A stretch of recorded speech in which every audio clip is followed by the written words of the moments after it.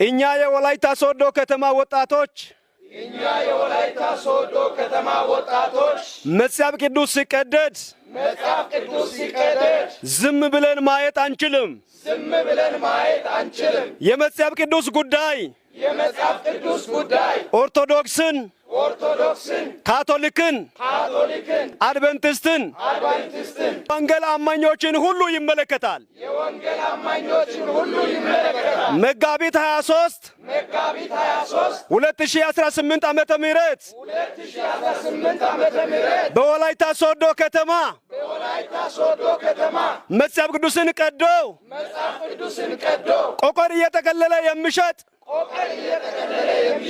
ለክርስትና ያለውን ጥላቻና ንቀት በተግባር ያሳየ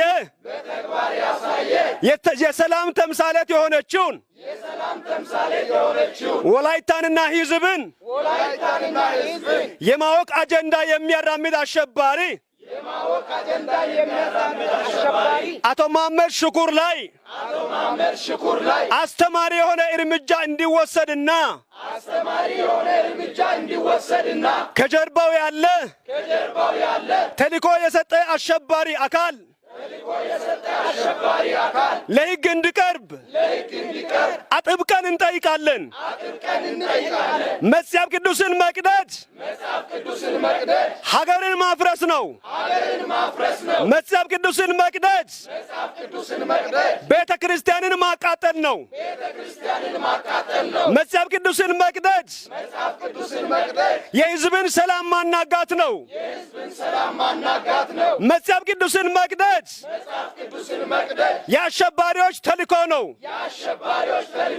መጽሐፍ ቅዱስን መቅደድ ደምን ከማብሰስ የበለጠ ወንጀል ነው።